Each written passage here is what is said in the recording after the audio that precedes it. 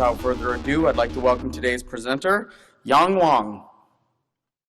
Okay, good morning and evening. Welcome to my talk. My name is Wang Yong. I focus on Android and browser vulnerability research. You can follow me on Twitter. My DM is open. By the way, one of my friends wants to know if there are some jobs in Canada for foreigners. He is also a vulnerability researcher in Singapore. I really appreciate your sharing of the job information. Here is the agenda. I will briefly review the conventional ideas and steps of exploiting a UAF vulnerability in the general cache, and the details why the technique of cross-cache attack has to be applied when exploiting a UAF bug in the dedicated cache.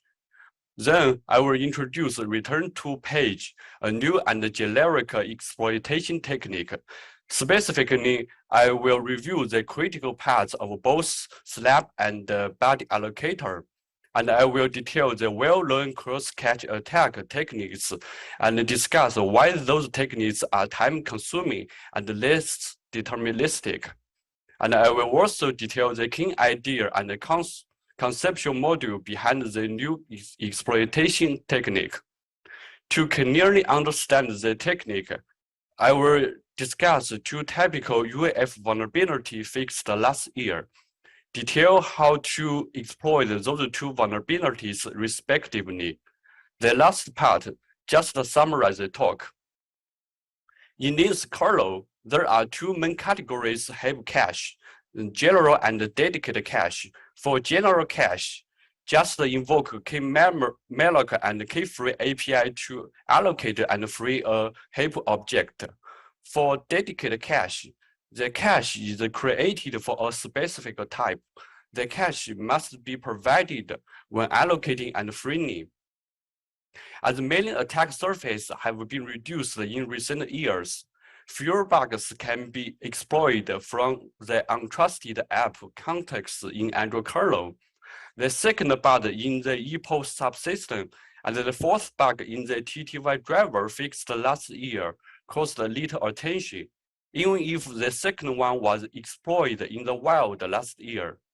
There are no public exploits against the Android kernel like the dirty pipe. Before discussing how to exploit a UAF vulnerability in the dedicated cache, let me briefly review two typical Android exploits about how to exploit a UAF vulnerability in the general cache. The first UAF vulnerability is CVE 2020-0041. The related bundle load object is allocated in kmalloc 128 cache. In order to leak kernel pointers to fake a bundle load object, the public exploit springs the EPO item objects to refill the freed bundle load object.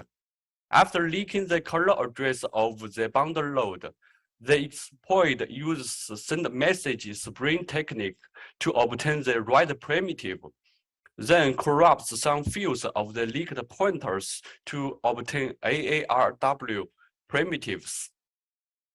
The second one is also a bundle bug. The exploit springs sequential field objects to obtain kernel slide. And it also uses EPO item objects to obtain AARW primitives. It's easy to find out that the sequential field object is indeed allocated in the general cache. However, the EP item object seems to be allocated in the dedicated cache. To remove the doubt, let's dive into the source code. When creating a new SLUB cache, it will first try to find an alias cache.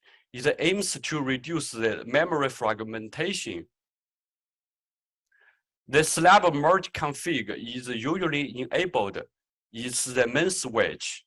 If the new cache has a constructor, it can't be merged into another cache. Without any special flag, the new cache will be merged into another cache which basically has the same config. So that's why the EP item objects are eventually allocated in the general cache.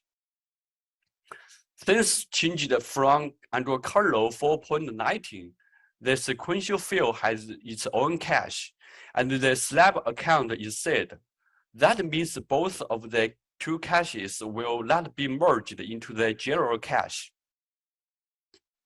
From Android 10 to Android 11, both free list random and free list hidden are enabled. In my view, it's a kind of OOB mitigation, and the alias switch is still on. From Android kernel 5.4, the alias switch is off by default. That means the dedicated cache will never be merged into the general cache. The cost is increasing the memory fragmentation. Obviously, different types of objects allocated from KASLR still share the same cache. So, to exploit a bug in the dedicated cache, cross-cache attack techniques have to be applied to make different types of objects share the same memory. The second part.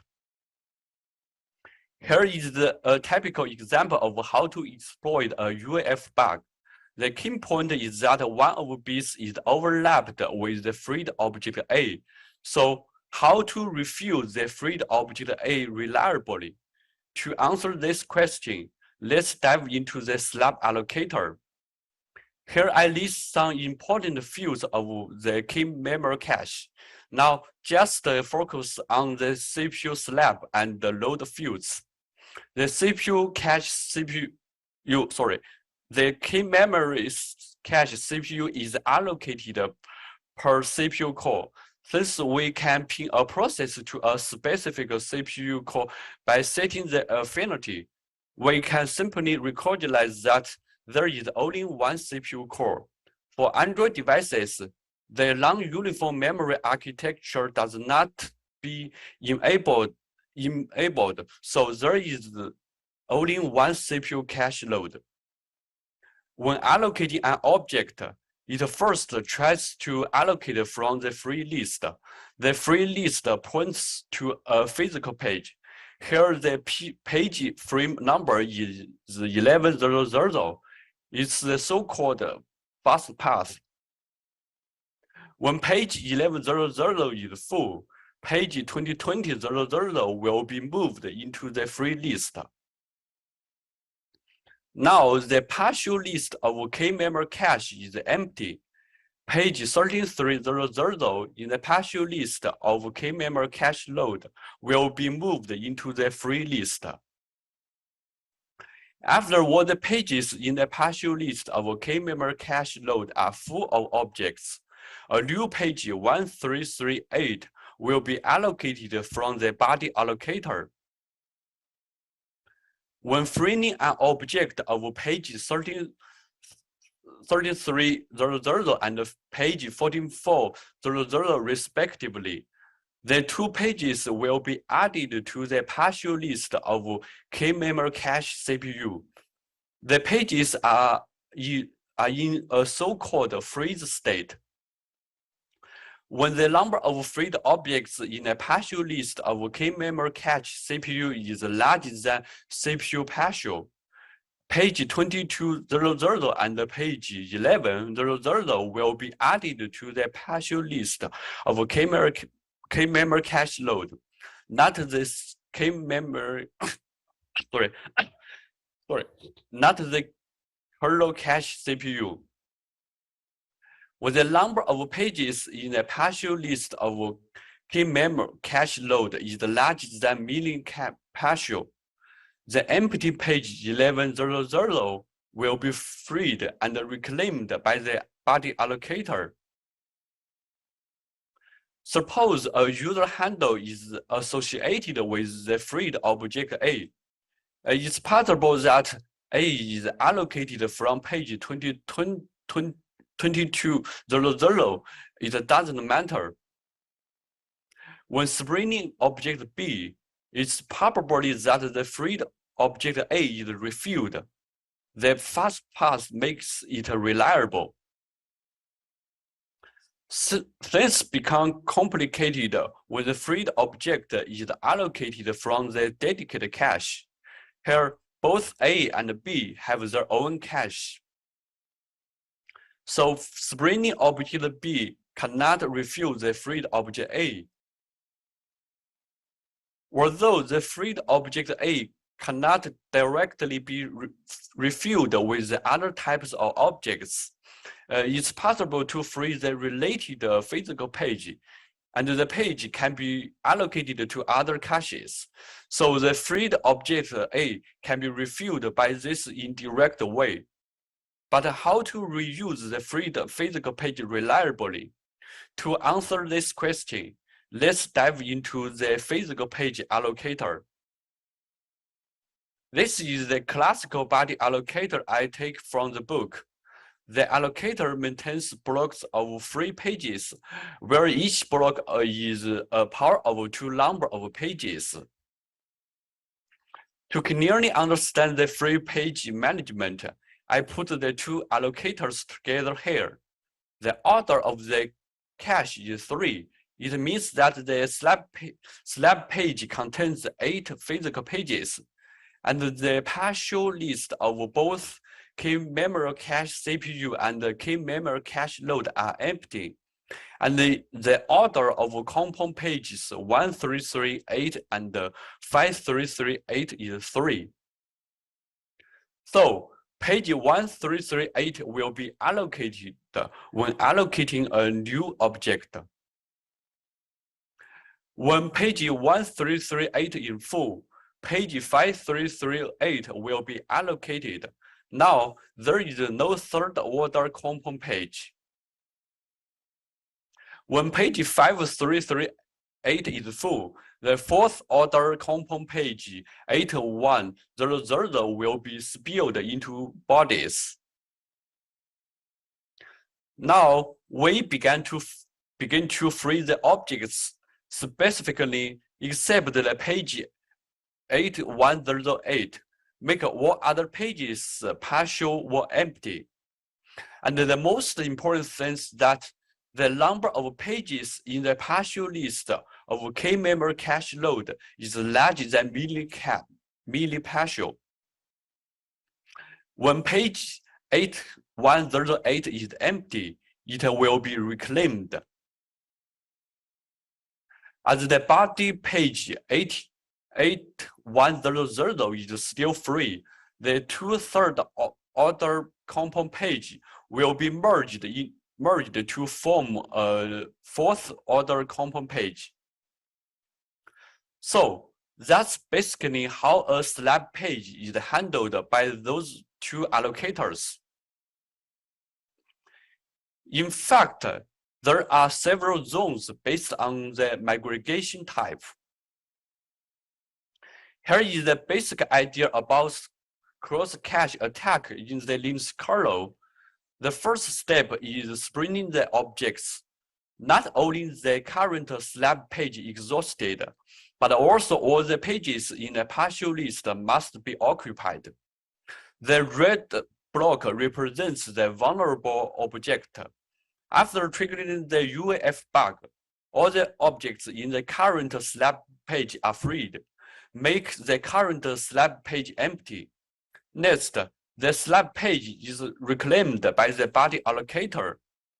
When sprinting object B, it will first exhaust the partial list of both key memory cache CPU and the key memory cache load. Then, the cache will require more pages. If the freed page is successfully allocated for the cache, object B can be overlapped with the vulnerable object A. To cross the SLUB cache, the related pages must be in the free state. So the step 1, 2, 3 is required, and to allocate a new SLUB page, it's required to exhaust all the free SLUB pages first. This is the reason why cross-cache attack is memory and time-consuming and less deterministic. In 2015, Wen published a paper. From my own opinion, I recognize it as a cross-cache technique. The key point is that all the physical pages which can be allocated for SLUB allocator are nearly mapped. So we can repeatedly call the mmap syscall to spring the pages until the specific page is mapped into the user space. As the physical pages are nearly mapped, the kernel address of the dangling pointer is always validated. Several years ago, I used this idea to exploit a type confusion bug. You can find this slide on my GitHub.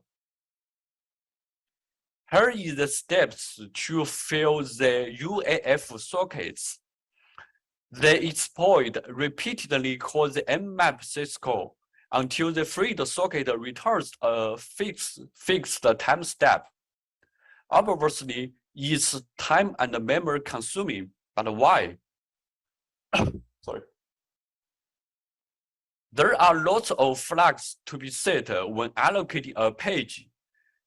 Here, you just focus on the migration type and the page order. For SLUB page, it's unmovable. When allocating a page for a user address, the migration type is movable. I take the figure from Yong's slide. Roughly, the different migration types of pages are stored in the different page free lists. It looks like the cross cache, so it's time and memory consuming. Now we know the answer to this question. The page order is different. As mentioned before, the high order pages can be spilled into non-order pages. So it's required to exhaust the no-order pages first. Meanwhile, the migration type is different. And when freeing a single page, the page is not reclaimed directly. Instead, it will be added to a cache list based on the migration type. So the page can be reallocated very soon. It's impossible to reuse the page by mmap syscall. More generally, the lone cross-cache technique is useless when the order of a SLUB page is zero. Now, let me introduce the cross-cache technique. Return to page.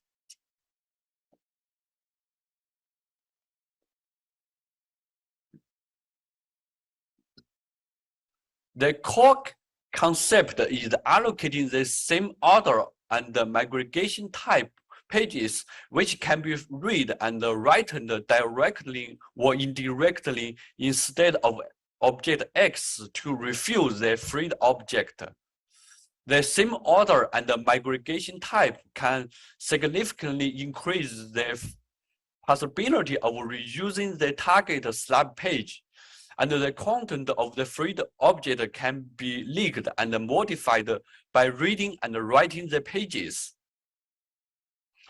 It's less time and memory consuming and more deterministic, but the limitation is obvious. Usually, since the content of the pages can't remain intact, it cannot directly leak the kernel address without triggering the operation on the object. The step 1, 2, 3 cannot be avoided. I talked about it previous. At step 4, some tricks can be used to shape the heap function and make the reallocation more deterministic. Here I list some. The old friend Pipo subsystem gives us one-page allocation. Both the user space and the kernel space can read or write it. the page's order is under the control, although the user space cannot write the page directly. We can let the kernel do the dirty job. The ION drivers can give us some totally controlled pages, but it might be different due to the vendor's specific implementation. The GPU drivers can also give us some totally controlled pages, but it's not universal. This code snippet I take from Adreno GPU driver. The IO user's syscall can give us some totally controlled pages. However, it's blocked under the untrusted app domain. You can use it under the shell domain. The third part,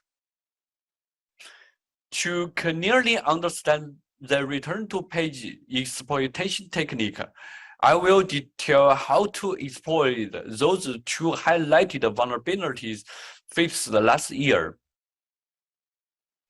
You can find the briefly root cause analysis on Google Project Thurzo's blog. So when inserting an epoch field descriptor inside another epoch field descriptor, it will first perform the loop check. Specifically, it will traverse all the epoch items recursively. If the related field is not epoch field and it has not been added to any linked list, the reference count will be increased unconditionally. The regular field will be put at the end of epoch control syscall. Although the whole process is protected by epoch mutex, the regular field can be closed via the FD handle. Specifically, task A creates an epoch field and adds a boundary field to it. Then task A starts to add the epoch field descriptor to another epoch field descriptor.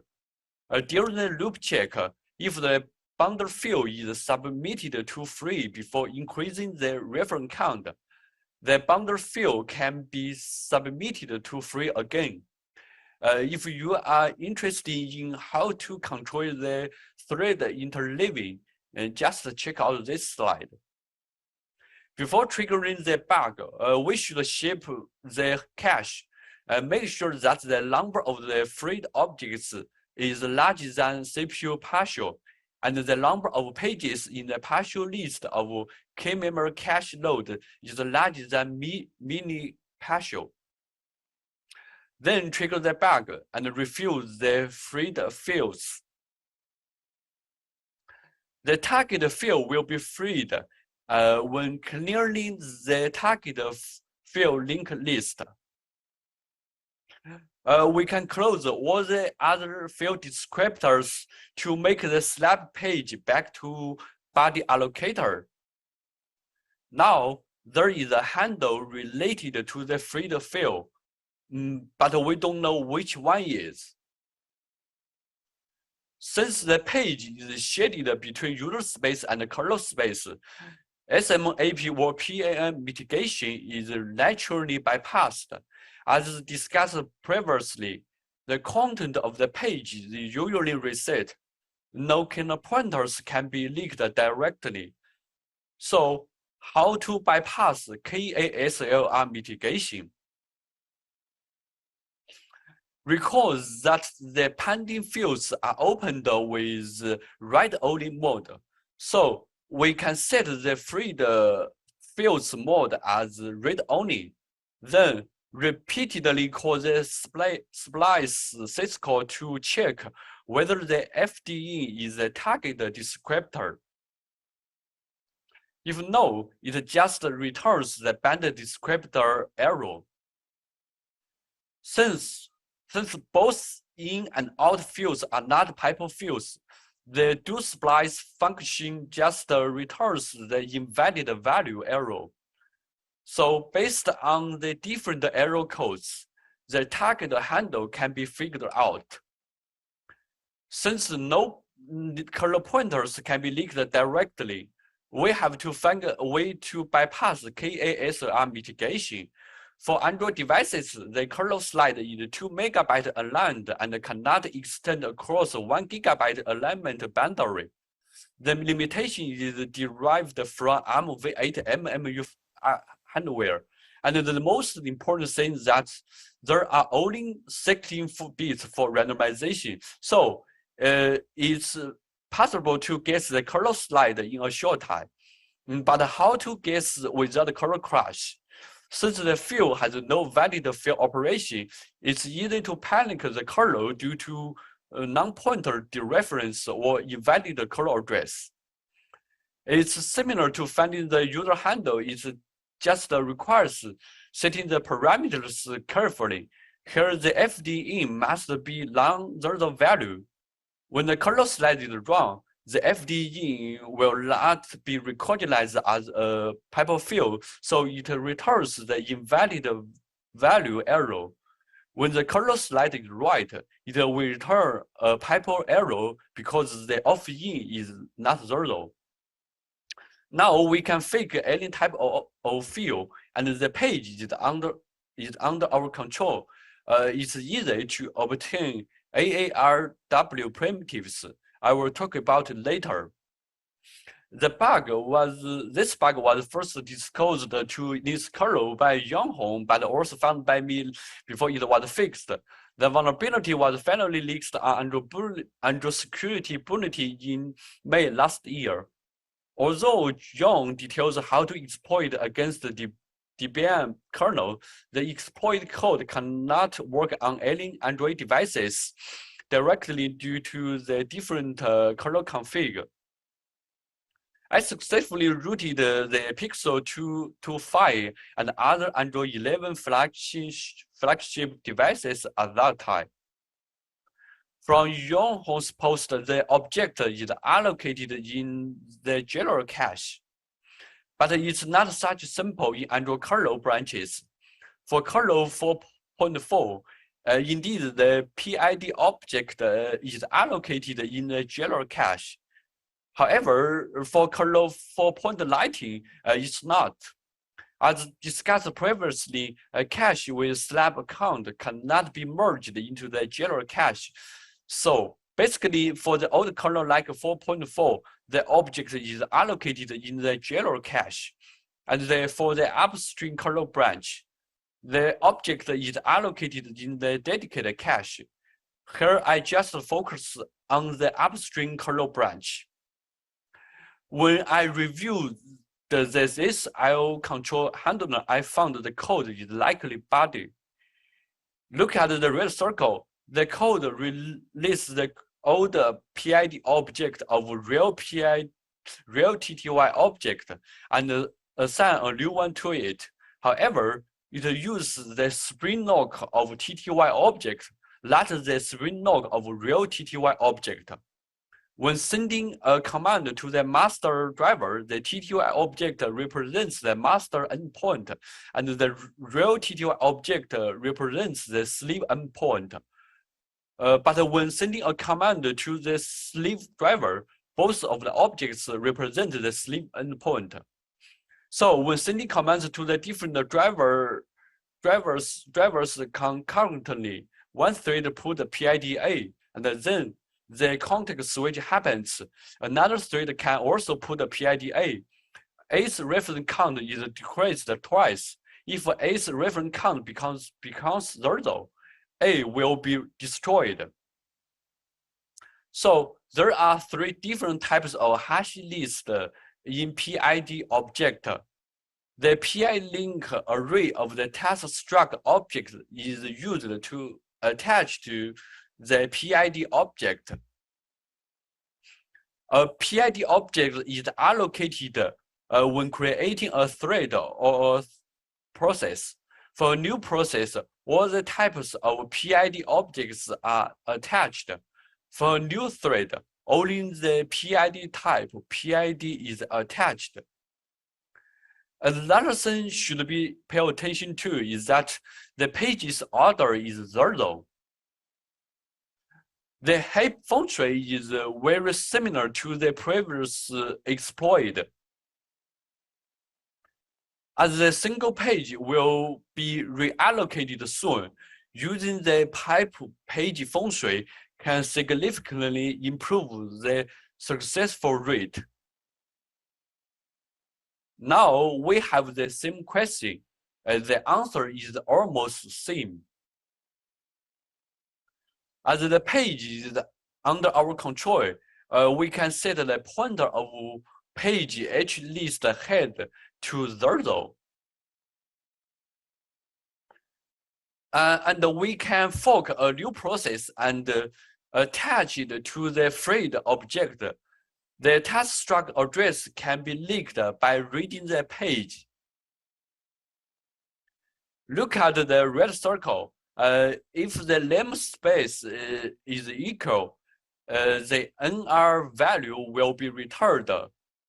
Otherwise, it just returns 0.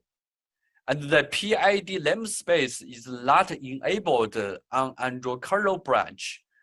The namespace is always init PID namespace is a kernel data pointer.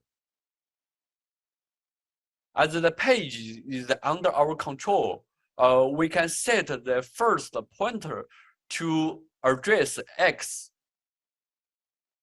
Then fork a new process and attach the task struct to the thread object, thread PID.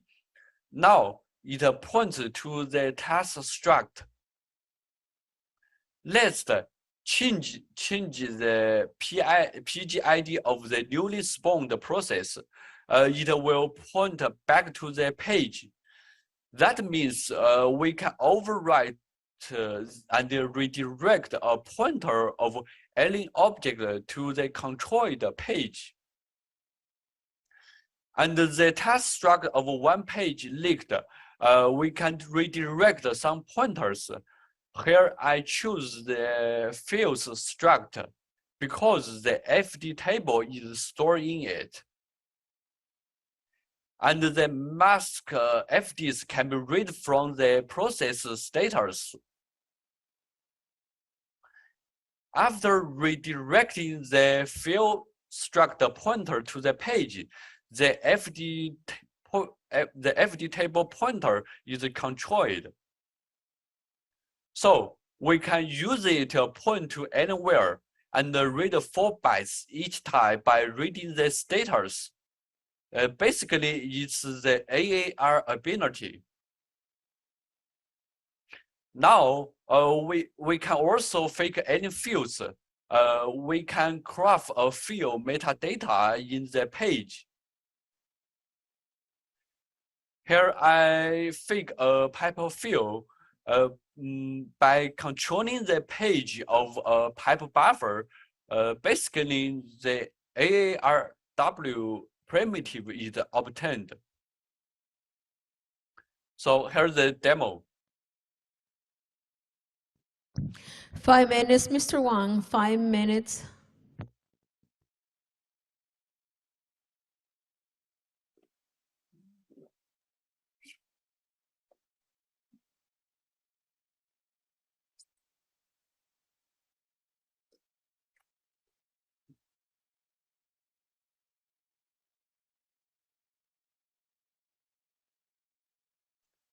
So takeaways, the interval of both SLUB and BUDDY allocators have been analyzed.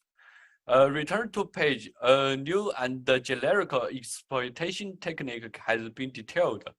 Those 2 vulnerabilities have been discussed, and the exploits have been fully detailed. Here are the reference. Okay, that's all. Thanks. By the way, since the slide has changed, you can find the current version on my GitHub later.